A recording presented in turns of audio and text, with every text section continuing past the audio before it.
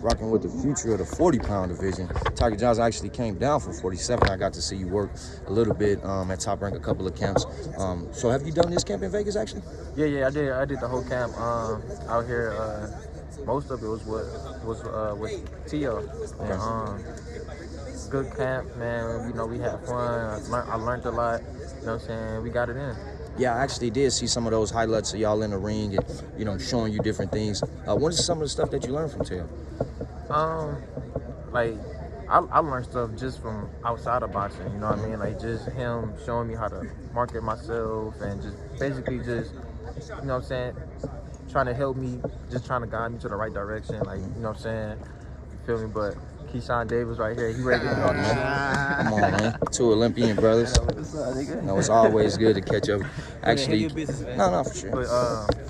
But yeah, man, you know, Teo, man, he you know what I'm saying, he a genuine dude, you know, he always giving me pointers, like, sometimes he'll randomly just send me a text, just giving me advice, like, yo, man, make, like, do this and that, you know what I'm saying, that'll help you out, or, you know what I'm saying, so, just being around him, man, you know, yeah, and I boxing think and outside of boxing, you know, he the persona that a lot of people sees from him, you know, being a jokester, just kind of being in the media a lot, they don't realize that he does have a serious side of him. Yeah. And just hearing that he kind of, you know, just pushing you in other ways and trying to show you things outside of boxing, it just kind of sheds light on another side of Teofimo that people probably don't see on the camera a lot of times. Yeah. Speaking of some other things that you don't get to see on the camera coming from you, first off, coming from the Midwest, I always represent anybody from the Midwest, but, you know, a lot of people don't talk about how hard it is coming out of the Midwest and seeing all the things, different things that happen in your surroundings and stuff, and just kind of going towards boxing. What has been one of the biggest things that's pushed you towards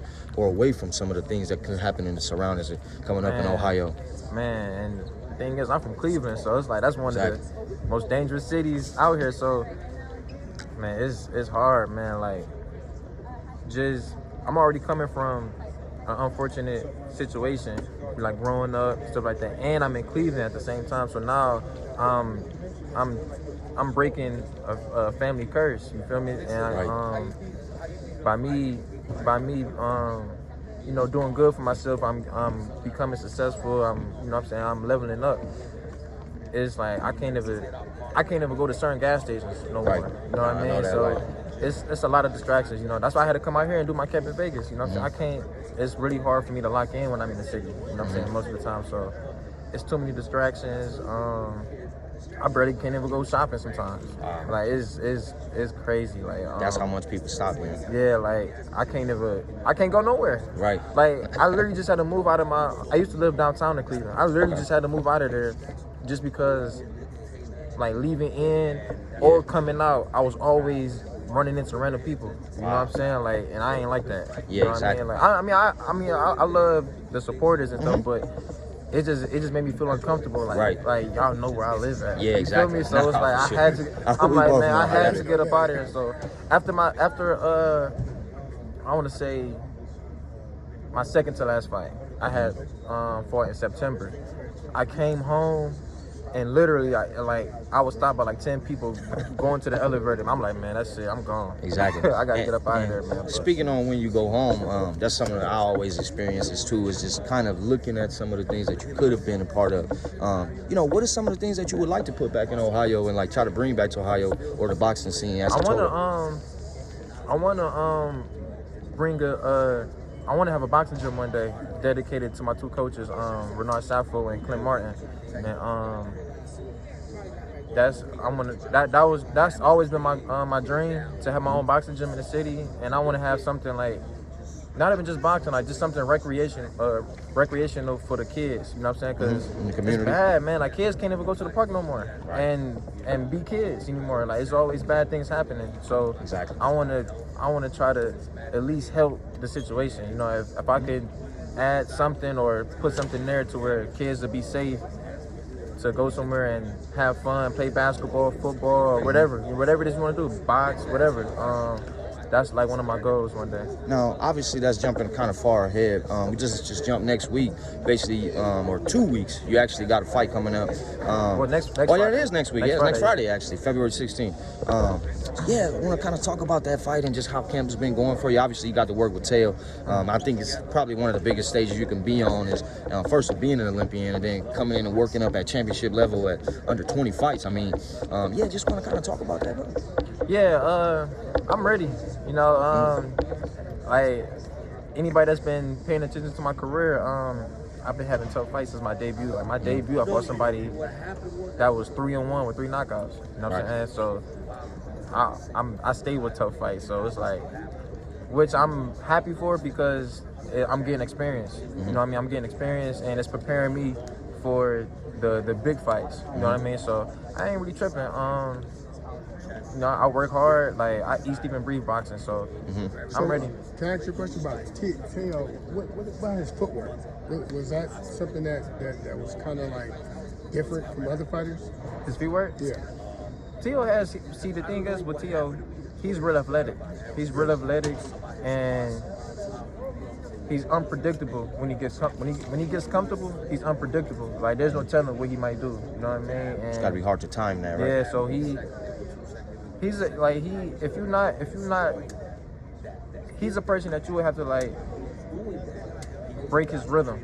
Don't let him get comfortable. That's like a main goal. You know, don't let him get comfortable. Then it's like you see like with Josh Taylor. Like I knew that he was gonna do what he did. You know what I mean? A lot of people ain't think so, but I just knew he was gonna go in there. Was it the style matchup or was it something that just looking at how Teo is when he at his elite level that you just knew what he could do? I knew he was gonna go in there and beat Josh, like, cause I know what kind of fighter he is. You know what I'm saying? And Teo is a fighter like he has fun, and that's like the best thing to have to your arsenal. Like man, you want to go in there and have fun. He's already a skillful fighter. He's smart in the ring. He got good feet work, ring generalship, and on top of him just being athletic, he's just entering, just having fun. So like after the first couple rounds, he gets comfortable. This is over with. That's speaking about that. I was gonna say, is that what you expecting in this fight? That he's take a couple of rounds and kind of get himself comfortable, and then once he does get comfortable, does he actually stop Jermaine, or do you see it going a distance? That I don't know. I mean, I can't really say if it's gonna go distance or early stoppage or whatever, but cause I know Jermaine, he works hard too, and he has a high work rate. You know what I'm saying? He coming to the fight.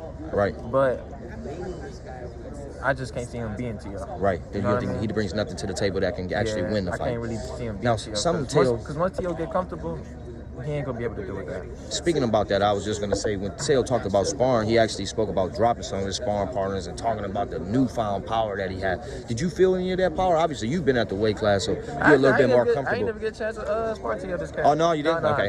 That's what I was gonna say. Just mostly shadow boxing. Yeah. Okay. It was a lot of sparring partners, so we didn't get a chance to get no work. But I was there when he did that, though. Yeah, you got to see it, and so it does look like he might have some of that newfound power, or just finally grown into the weight class.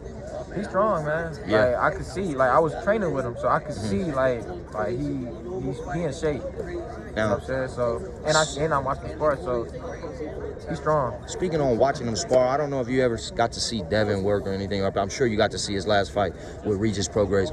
Just looking at the eye test, what do you see in that fight, Teofimo versus Devin? And like, because Devin has more of a style like you, a boxer. He uses the jab really well, real sharp guy like yourself. So I just kind of always, when I think about that fight, I always think of asking other boxers like yourself. Devin is a good fighter. He's smart in the ring also, and he has good ring generalship. And he actually surprised me in that Regis fight. I ain't gonna lie, like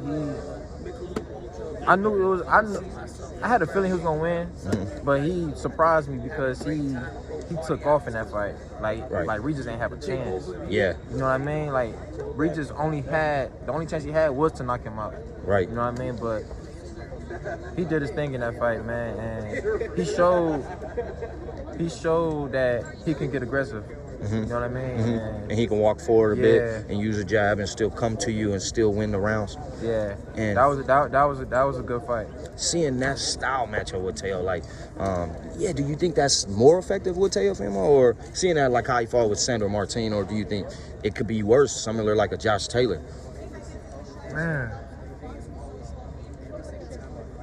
if they was to fight, I don't think Devin would be aggressive. I think Devin would try to outbox him. You know what I'm saying? Use his jab. You know, do what he usually do. You know what I mean? I don't think he would do the same thing he did with Reeves. And just looking at the styles, what style would you lean towards more? Even if you're not picking a fighter, just stylistic. Is it Teofimo style, or is it more like the boxing style? I'm gonna lean more towards Teo. Just to having that unawkwardness and not being able to time on it. Yeah, because the more awkward you are, the higher the chance to win. You know what I'm saying? You don't want nobody to figure you out. Yep, it's less predictable. You don't want to have a style where somebody can figure you out. Like, can look at you and be like, I can figure that out. Like, you want to have a style where it confuses your opponent. Okay. So that's what I'm leaning more. Speaking on a style that's unorthodox, is another guy at your weight class. A lot of people always laugh at it. Rolando Rolly Romero. He actually got another fight coming up against Pitbull. He's bringing him up to 140. Right. Just kind of how you see that fight going down. I mean, he has an unorthodox style. He's fighting more of a pressure fighter. But I've heard different mixed results on that, so I just kind of want to hear what you think about that. You know what's crazy? We was talking about this the other day. It could be a chance Rolly might he might clip Pitbull, but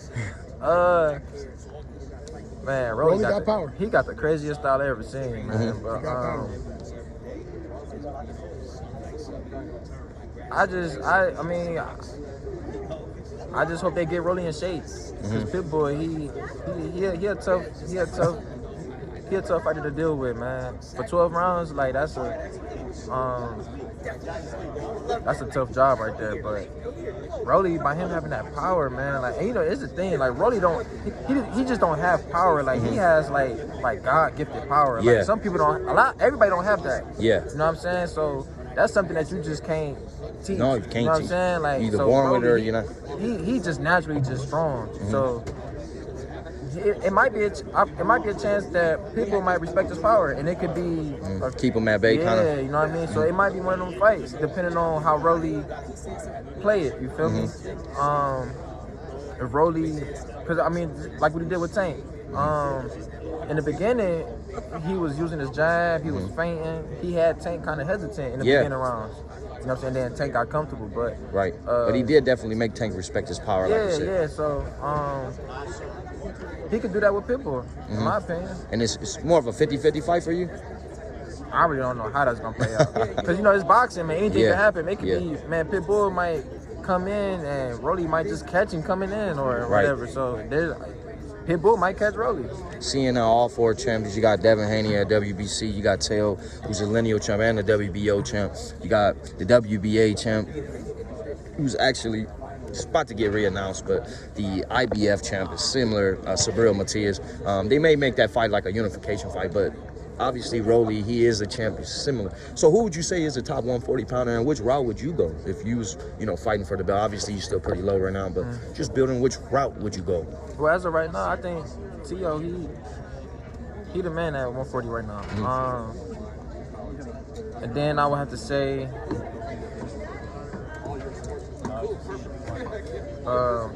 it's Teo, Matias, Rolly, and Devin. So I would say Teo, Devin, Matias, and Rolly. All right, man. That's like my order. Well, one more thing I gotta ask you about February 16th. Obviously, you don't always get a knockout, but you have got some pretty good stoppages in your fight. Is that kind of what you're looking for this next? You just kind of make a statement, or just staying active and trying to? I'm gonna make a statement this fight. That's my goal. I'm making a statement this fight. Like I always say, I don't rush for knockouts and nothing like that. I'm gonna do what I gotta do first couple rounds, feeling him out, but I'm looking to make a statement. Making that statement and putting the 140-pound division on notice. We know it's always good to catch up with you, Tiger John, future champ of the 40-pound division. YouTube family, don't forget to hit that like button. Subscribe to the YouTube channel. Help us get to that 1 million subscribers. We're on the road to 1 million. And obviously, we have other great content on our Patreon channel. So since this video is over, head on over to our Patreon and check out all the exclusive content, or right here on our YouTube members.